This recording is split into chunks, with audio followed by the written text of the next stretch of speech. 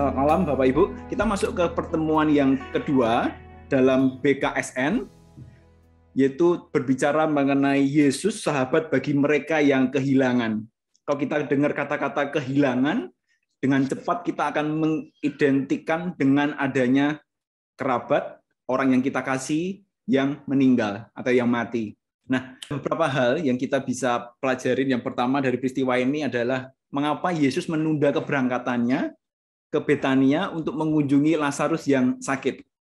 Tentunya ada suatu maksud. Kita lihat di situ bahwa ada di ayat 4-6 tertulis bahwa ayat 4 ketika Yesus mendengar kabar itu, berarti ketika Yesus mendengar bahwa Lazarus sakit, Yesus ada berbicara bahwa penyakit itu tidak akan membawa kematian, tetapi akan menyatakan kemuliaan Allah. Sebab oleh penyakit itu anak Allah akan dimuliakan. Nah, jadi Yesus menunda keberangkatannya ke Betania untuk mengunjungi Lazarus yang sedang sakit. Itu sebenarnya ada maksud bahwa kemuliaan Allah harus dinyatakan. Karena tertulis jelas di perikop itu sebelumnya bahwa Yesus ditolak. Ditolak di daerah situ, dan Yesus hampir dilempari batu kalau kita baca di perikop-perikop sebenarnya. Banyak orang yang nggak percaya Yesus. Karena siapa Yesus? Anak muda umur 30-an tahun. 30 tahun, gondrong, dengan sekelompok teman-temannya, 12 orang juga gondrong juga. Siapa ini anak muda ini? Banyak orang yang nggak percaya. Tapi dari situ kita bisa belajar, kemudian bahwa ada dua pribadi yang kita bisa nanti lihat bahwa ada perbedaan, yaitu Maria dan Marta. Apa tanggapan Marta atas kedatangan Yesus di Betania setelah Lazarus dimakamkan 4 hari? Jadi sudah jelas, Lazarus sudah mati, udah 4 hari. Jangankan 4 hari. Ketika orang mati, nggak sampai 1 kali 24 jam, itu semua sel dalam tubuhnya sudah mulai membusuk pelan-pelan. Kalau nggak segera diformalin, kalau nggak segera dikasih pengawet mayat, itu akan mulai bau. Ini sudah 4 hari, sudah dimakamkan. Nah, apakah dia percaya bahwa Lazarus akan dibangkitkan Yesus? Kita lihat ya. Menurut Bapak Ibu, Marta ini percaya nggak bahwa Lazarus akan dibangkitkan? Nah, simpan pertanyaannya dalam hati, nanti kita akan lihat dari kitab suci ini. Nanti Alkitab ini yang akan menjelaskan. Jadi Marta, ketika Yesus datang, Marta berdoa pada Tuhan. Katanya gini, Tuhan, sekiranya Engkau ada di sini, saudaraku pasti tidak mati. Jadi sama, Marta pun juga berdoa, juga ngomong sama Yesus, Tuhan, sekiranya Engkau ada di sini, saudaraku pasti tidak mati. Kemudian Yesus ngomong nih sama Marta, loh, saudaramu akan bangkit. Tapi Marta ini gagal paham, kalau bahasa hari-hari ini ya. Marta ini gagal paham. Malah dia mengaitkannya, aku tahu bahwa ia akan bangkit pada waktu orang-orang bangkit pada akhir zaman. Loh, kok ngomongnya sudah akhir zaman? Padahal Yesus ngomong, saat ini nanti Lazarus akan bangkit. Nah, kemudian jawab Yesus, akulah kebangkitan dan hidup. Barang siapa percaya kepadaku, ia akan hidup, walaupun ia sudah mati. Nah, jawab Marta. Kemudian Yesus melanjutkan, setiap orang yang hidup dan yang percaya kepadaku tidak akan mati selama-lamanya. Percayakah engkau akan hal ini? Yesus tanya lagi, percayakah engkau akan hal ini? Jawab Marta, ya Tuhan, aku percaya bahwa engkaulah Mesias, anak Allah, dia yang akan datang ke dalam dunia. Kita lihat betapa nggak nyambungnya si Marta ini. Yesus ngomong apa, Marta ngomong apa. Yesus kan bilang bahwa dia adalah kebangkitan dan hidup. Barang siapa percaya kepadaku, ia akan hidup walaupun sudah mati. Percaya nggak dengan hal ini? Tapi Marta malah ngomongnya, aku percaya engkau Mesias, anak Allah, dia yang akan datang ke dalam dunia. Nggak nyambung. Apa yang ditanya Yesus, Marta jawabnya. Nah, lalu apakah Marta ini percaya bahwa Lazarus akan dibangkitkan? Kita bisa lihat tertulis bahwa Marta tidak percaya. Kenapa? Terbukti sudah di depan kubur, Yesus sudah ngomong, angkat batu itu. Marta langsung nyamber aja nih. Tuhan, ia sudah berbau, sebab sudah 4 hari ia mati. Dari jawaban responnya Marta aja dia sudah nggak percaya bahwa Lazarus akan bangkit. Tetapi jawab Yesus, Nah, ini Yesus menekankan lagi nih pertanyaan yang sudah ditanyakan di awal banget tadi yang pertama ketemu kan. Dia bilang begini, bukankah sudah kukatakan kepadamu, jikalau engkau percaya, engkau akan melihat kemuliaan Allah. Jadi Marta ini nggak nyambung. Dia berdoa, tapi kalau dilihat dari tulisan kitab suci ini, dia hanya sekedar lip service. Doa yang keluar dari kata-kata, dia tidak benar-benar dengan hati dia percaya. Dia berdoa hanya dengan lewat pikirannya, dia dengan pikiran tahu bahwa Yesus adalah Tuhan dan Mesias, dia akan bisa membangkitkan, tapi dalam hati dia nggak percaya. Beda dengan saudaranya, kita lihat, yaitu Maria. Apa reaksi Maria ketika berjumpa dengan Yesus? Kita lihat di ayat 28 ya. Sudah tadi ngobrol, Yesus dan Marta ngobrol, kemudian langsung Marta hampiri Maria. Dia bicara seperti ini sama Maria sambil bisik-bisik. Guru ada di sana, dan ia memanggil engkau. Ada yang janggal di sini. Guru ada di sana, dan ia memanggil engkau. Kita lihat di yang sebelumnya, Marta selalu manggil Yesus itu Tuhan. Dia ngomong aja, Tuhan, sekiranya engkau ada di sini, saudaraku pasti tidak mati. Sampai terakhir dia juga ngomong, ya Tuhan, aku percaya bahwa engkaulah Mesias, anak Allah, dia yang akan datang ke dalam dunia. Tapi kepada saudaranya, Maria, dia ngomong, guru ada di sana, dan ia memanggil engkau. Bagi Marta dalam hatinya, Yesus itu hanya seorang guru, bukan Tuhan pemilik kehidupan ini. Dan ini terlihat sekali bagaimana dia memperlakukan dalam keluarganya paling dekat, bahwa apa yang keluar dari mulutnya keluar dari hatinya. Dia hanya ngomong Tuhan, Tuhan, Tuhan di hadapan Tuhan, tapi ternyata dalam tindakannya, dalam perilakunya, dalam perkataannya, dalam pikirannya, dia tidak menganggap Yesus adalah Tuhan. Hanya sekedar guru yang mengajar. Dia menganggap Yesus itu hanya sekedar guru.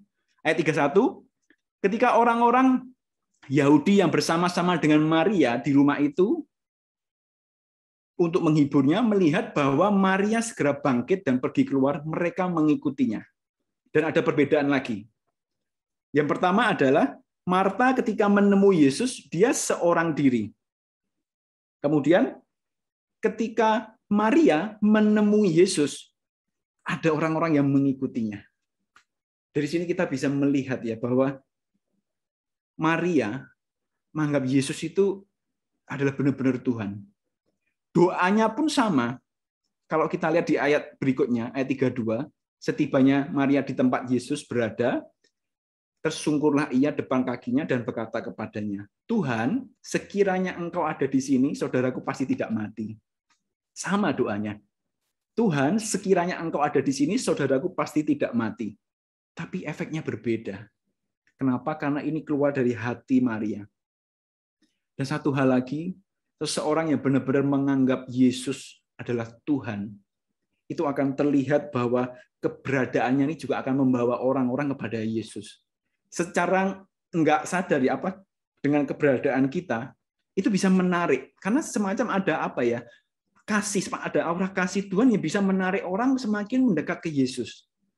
Beda dengan Marta, dia hanya menganggap Tuhan, ya dia hanya sendiri aja, dia nggak mau membawa orang, dan orang-orang pun juga tidak mengikuti dia ke Yesus. Tapi Maria ketika dia ke Yesus, orang-orang pun mengikuti dia. Dan ini perbedaannya. Ketika bertemu dengan Yesus, tanpa babi ibu, tanpa ada keluar kata-kata dulu, Maria langsung tersungkur. Dan ini suatu tindakan badan, fisik jasmani, simbol bahwa dia menganggap Tuhan adalah Tuhan. Dia menempatkan Yesus adalah Tuhan. Nah, hari ini saya pun juga refleksi, siapakah Yesus dalam hidupku? Apalagi ketika kita diperhadapkan dengan suatu pergumulan, permasalahan, bahkan kematian, kita mau lihat bahwa siapa sih Yesus dalam hidupku? Apakah dia sekedar hanya guru?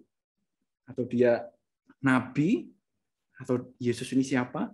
Atau dalam sejarah aja, atau dia benar-benar Tuhan? Dan kita melihat yang terakhir adalah mengapa hati Yesus sangat terharu sampai menangis. Ketika Yesus melihat Maria menangis, dan juga orang-orang Yahudi yang datang bersama-sama dia, maka masgyul. Masgyul saya cek di dalam Kamus Bahasa Indonesia, itu tertulis susah hati oleh karena suatu sebab. Jadi Yesus pun tersentuh hatinya, dan dia sangat-sangat terharu. dan berkata, "Di mana engkau baringkan?" Jawab mereka, "Tuhan, marilah dan lihatlah." Maka menangislah Yesus. Nah, ini kata-kata ini ditulis menangislah Yesus ini, si penulis kitab suci ini Yohanes, dia sangat-sangat orang yang dekat sekali dengan Tuhan, dan dia bisa menulis, dia bisa menangkap hati Tuhan. Dan Maria ini bisa menangkap hati Tuhan. Orang-orang yang dekat dengan Tuhan, orang-orang yang intim dengan Tuhan, itu menggerakkan hati Tuhan. Dan Yesus tergerak, maskul, menangislah Yesus. Kemudian orang-orang Yahudi di sekitarnya tuh berkata, "Lihatlah betapa kasihnya kepadanya." Tetapi beberapa orang di antaranya berkata, "Ia yang memelekkan mata orang buta, tidak sanggupkah ia bertindak sehingga orang ini tidak mati?" Maka maskullah pula hati Yesus. Ditekankan sampai 2 kali. Ini kalau di kitab suci sampai ditekankan sampai 2 kali, itu berarti benar-benar menggambarkan suasana hati Yesus ketika saat itu. Ketika saat itu Yesus juga 100% manusia, dia juga 100% Allah. Tapi di sini sisi manusiawi Yesus keluar. Dia benar-benar maskul, susah hati. Jadi hari ini Bapak Ibu, jika ada dari kerabat kita yang mengalami sakit, penyakit, bahkan sampai meninggal, kehilangan, Yesus pun juga maskul. Dia pun juga bersusah hati. Dan ada tertulis di kitab suci, menangislah dengan mereka yang menangis, bergembira dengan mereka yang bergembira. Hari ini Yesus juga mau datang. Jadi ketika ada kematian itu bukan berarti Yesus meninggalkan kita. Tapi ketika ada permasalahan, pergumulan, bahkan kematian, Yesus ada di situ. Dia pun juga terharu, dia pun juga maskul. Tapi kita lihat ada suatu maksud baik yang tersembunyi. Ketika kejadian itu datang, kita nggak akan bisa melihat apa yang baik. Ini manusiawi. Justru ketika ada kematian, masalah, pencobaan, kita nggak akan bisa melihat apa sih yang baik dari ini. Tapi yakin dan percaya, dengan berjalannya waktu, ada sesuatu yang Tuhan nanti akan singkapkan dari setiap peristiwa kehidupan yang kita alami. Nah, kita lihat tadi Maria dan Marta. Kita mau masuk lebih dalam lagi pada Maria. Kenapa ketika Maria yang berdoa, Yesus tergerak, sampai nangis, sampai maskul, sampai terharu. Tapi ketika Marta yang berdoa, tadi kita lihat doanya sama loh. Tuhan, sekiranya Engkau ada di sini, saudaraku tidak akan mati. Doanya sama. Tapi efeknya berbeda. Ternyata Maria ini adalah pribadi yang sebelumnya meminyaki kaki Yesus. Tadi di awal sudah dibacakan, di Yohanes 11:2 ya. Maria ialah perempuan yang pernah meminyaki kaki Tuhan dengan minyak mur dan menyekanya dengan rambutnya. Saya tahu persis, rambut bagi kaum wanita itu adalah mahkota. Ya. Saya ketika mau kondangan atau mau apa, istri saya selalu menata rambutnya karena itulah mahkota bagi dia. Tapi dengan suatu tindakan rambut menyentuh kaki untuk meminyaki, pada saat itu Yesus, kan banyak orang bilang, ini anak muda siapa? Kita lihat konteksnya pada saat itu, banyak orang yang nggak percaya. Tapi Maria mengambil langkah, meminyaki kaki Tuhan dengan minyak mur. Menyeka dengan rambutnya. Artinya dia sungguh-sungguh benar mengasihi Tuhan Yesus. Jadi kasih, hari kita belajar bahwa bukan perasaan.